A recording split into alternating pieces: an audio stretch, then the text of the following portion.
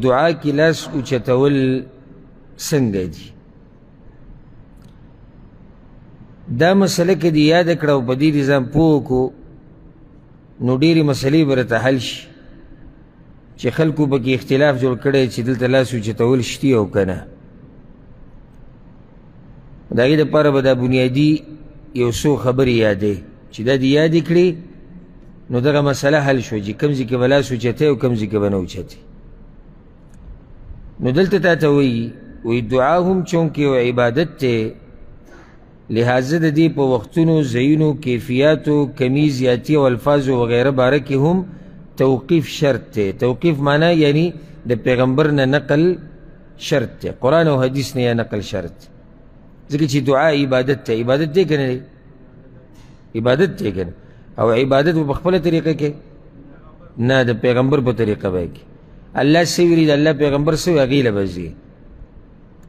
دا نه چې دعا غواړو به چې څه دې وکړو، نه، دعا عبادت دی.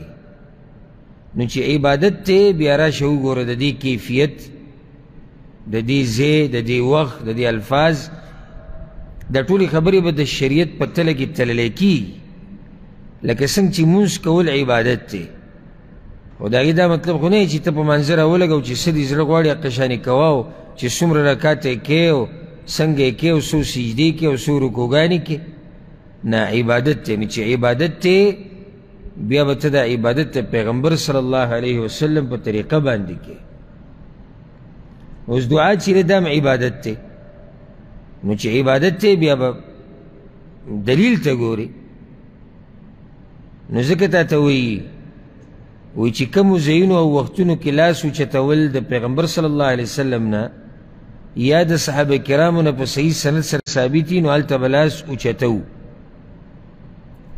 لکه استسقا باران غوښتو دپاره چې کوم مونځ کېږي پیغمبر صلی الله علیه وسلم پکې لاس اوچت کړي، یا د ویترو دا قنوت چې دي دې کې لاس اوچتول، یا قنوت نازله. حاصل دا دی چې کوم ځای کې د پیغمبر صلی الله علیه وسلم نه لاس اوچتول ثابت دي هلته لاس اوچتول مستحب طریقه ده.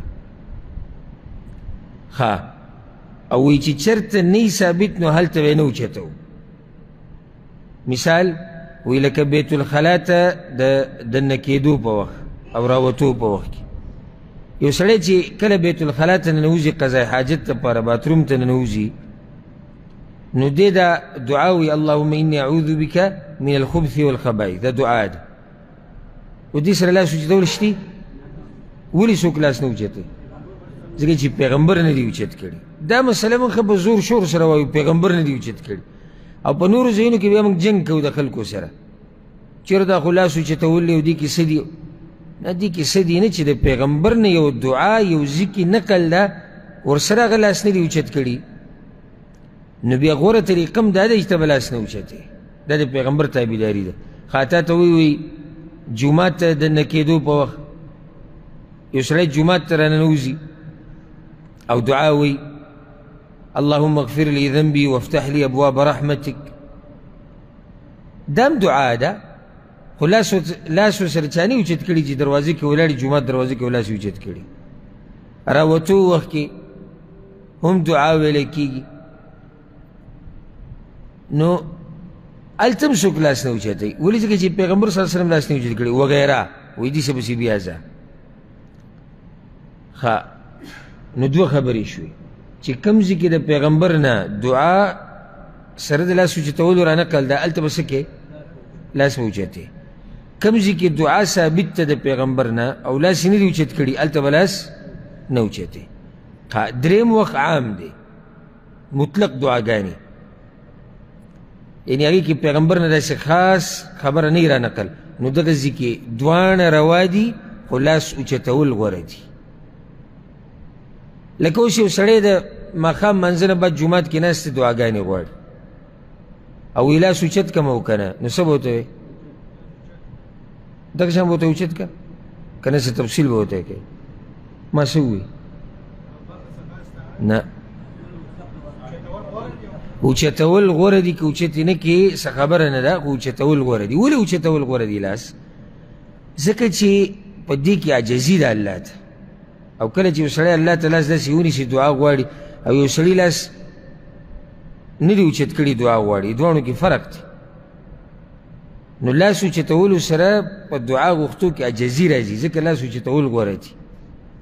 خو دا په هغه ځایونو کې چې کوم ځای کې د پیغمبر نه خاص دلیل په دې نه راغلی چې هغه دا کار دلته داسې کړی، عام مطلق دعاګانې چې که چېرته پیغمبر نه دعا ثابته یو خاص ځای کې او لاس یې ورسره نه اوچت کړي، بیا به لاس نه اوچتوي. او دلته مسله ده، او را به م شي انشاءالله دې کتاب کې، دلته مسله ده دغه بیانول مناسب دي د لاسنیوي او د تعزیت.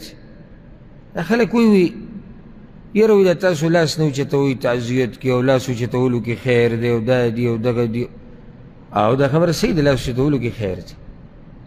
خو راځو یو مسلې ګوره، مسله به په سړه سینه اورې او یو خبره به حل کوو. دا د دې کار نه دی چې ته راشې او سرسري خبره واورې او ما ته وایي چې زما مذهب جدا دی او ستا جدا دی. راځو دې خبرې د پیغمبر صلی الله علیه وسلم په وخت کې مړي شوي دي که څوک نه دي مړ؟ که ډېر شی شوي. پیغمبر تعزیتونه او د تسلی دپاره چې تسلي ورکړي ورغلی دی چا خواله؟ ورغلی دی. دا کیدی نشي چې په ملګرو دې سختې پیغمبر خواله نه وي ورغلی. هلته دعاګانې هم غوښتلي دي، لکه د ابو سلمه رضی الله عنه خواله چې ورغی اللهم اغفر لابي سلمه، یا الله ابو سلمه وبخې. او دغه شان د نورو ملګرو خواله ورغلی دی، دعاګانې غوښتلي دي. نو اوس ګوره مړی هم شوی دی، تعزیت هم شوی دی، او په تعزیت کې دعا هم شوې ده، خو لاس یې ورسره نه دی اوچت کړي. یعنې څوک دې ثابت کړي چې پیغمبر چې د تعزیت کې لاس اوچت کړي. اوس زه تا ته دا وایم، که ته ما ته دا وایې چې یاره دا خو یعنې لاس اوچتول دې کې څه دي، دا خو خیر دی، او ما ته به دا هم ووایي چې تا لږ ساعت مخکې دا ووایي چې لاس اوچتولو کې عاجزي ډېره ده، موږ ځکه لاس اوچتو. زه درته دا وایم چې دا عاجزي پیغمبر ته دې ځای کې نه وه معلومه. لا تقدموا بين يدي الله ورسوله. الله وی اے مؤمنانو د الله او د الله د پیغمبر نه به نه مخکې کېږي. دا د پیغمبر نه مخکې کېدی دی، هغه یو کار نه دی کړی او ما ورته وایو نه دی کې خیر دی او دا غوره دی. مړی شوی دی، تعزیت شتي، تعزیت کې دعاګانې شتي، لاس یې نه دی اوچت کړي. ما ورته به هم دقه شان کوو، تعزیت ته به ځو، دعا به غواړو، لاس به نه اوچتو. دلته یو بل اشکال او شبهه، دا بعض خلک وایي استغفر الله دعاګانې نه مني، ښه دعاګانې نه مني. دا اوس شبهه ده، عوام دوکه کولي، لکه دا ډېر مولیان زموږ نه دا خلک څنګه دوکه کوي، په دې ګډ وډو خبرو رانه دوکه کوي. بس وایي یاره دوی دا وایي، او دوی وایي چې پنځمې خور سره نکاح کېږي، او دوی وایي چې امامان کافران دي، او دوی وایي چې دا مسلمانان ټول مشرکان دي، او دوی وایي چې د علم دا کتابونه ټول وسېځي، او دوی وایي چې دا دی، او دوی وایي چې یهود نصارا غوره دي، او خلکو د دې مسلمانان چې کوم متناسي مخې ته هغه یار هغه صرف سر شړپوي. د هغه په دې دومره کوپړۍ کې دومره دماغ نشتی چې دې د مولوي صاحب ته دا وایي چې مولوي صاحب تا خبرې ډېرې وکړې، خو په دې څه دلیل شتي؟ یعنې ته چې دا وایې چې دوی دا کوي دوی دا کوي، یو دلیل خو به وښایه، کتاب کې ویلي، ویډیو کې راغلي دي، چېرته اډیو کې خبره کړې ده صوتي. دا خو ته وې خلک وایي. لکه زه یو مجلس کې ناست وم، نو هلته دا خلکو باز شروع کړی دی چې وایي چې دلته مانځه کې رفع الیدین کوي، په یو مانځه باندې 15 ریاله ورکوي، په یو مانځه 15 ریاله ورکوي. نو ما هغه کس ته دا ووایي، دا مخکینۍ خبره، ما ورته ویل دا خو ډېره ښه ده، ما ته دا ځای وښایه، زه خو لازم دا پیسې تیالم دین او دنیا. نو 15 ریاله په یو مونځ باندې دا شو 115 ریاله د ورځې، 115 چې ظالم سره د پیغمبر د طریقې زه به مزدوري څه کوم، او دا پروت به م دغه به کوم. اسټې داسې دلته کسان لیږي او هغوی وي دغه سند دی هغوی وي. ښه د هغه کسانو خواله چې ورشي هغه هم وایي چاوي، چې بل له ورشي هغه چاوي، ټوله کمپني د چاوي ده، خلکو وي چاوي، او موږ اورېدلي او مشران ویلي دي او مشهوره ده. دا ټوله هغه قصه ده چې